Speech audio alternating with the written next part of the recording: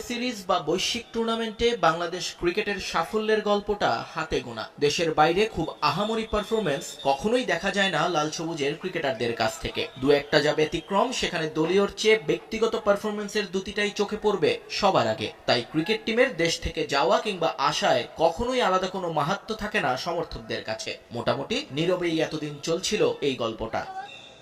কিন্তু এবারের ঘটনা একেবারেই ব্যতিক্রম। বাংলাদেশ ক্রিকেট টিম দেশ ছেড়েছিল এশিয়া কাপ খেলতে। চ্যাম্পিয়ন হওয়ার স্বপ্ন দেখিয়েছিলেন জাকের আলী অনেক। পরে টুর্নামেন্টে দল এবং খেলোয়াড়দের পারফরমেন্সের কি দশা, সেটার আলাদা করে বলার কিছু নেই, সবারই জানা আছে টুকটাক। কিন্তু এশিয়া কাপ শেষেও দেশে ফেরেননি তাসকিন মুস্তাফিজরা। আফগানিস্তানের বিপক্ষে টি-20 এবং ওয়ানডে সিরিজের জন্য থেকে যান তারা। এরপর সংক্ষিপ্ত ফরম্যাটে প্রতিপক্ষকে হোয়াইট ওয়াশ করে আনন্দে ভাসলেও বিপত্তির শুরু হয় ওয়ানডেতে। টানা 3 ম্যাচ হেরে হোয়াইট ওয়াশই শুধু নয়, আফগানদের সামনে কোনো প্রতিরোধী করতে পারেননি হৃদয়, মিরাজ, জাকেররা। ফলাফল ক্ষুব্ধ সমর্থকরা।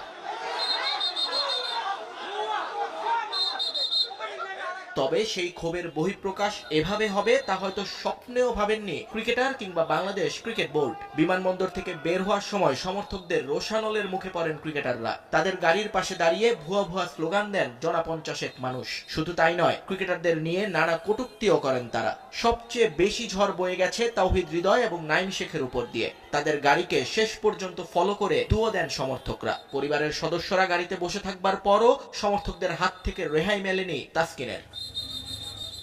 ক্রিকেটারদের মান বাঁচাতে পুরোটা সময় চেষ্টা করে গেছেন বিমানবন্দরের নিরাপত্তা কর্মীরা, কিন্তু কোনোভাবেই সমর্থকদের দুয়ো থেকে রক্ষা করতে পারেননি তারা। এতদিন ভারত পাকিস্তান সমর্থকদের এরকম বহু গল্প শুনেছে বাংলাদেশের ক্রিকেটাররা। এবার নিজেরাই হলেন সেই দুর্ভাগ্যের সাক্ষী।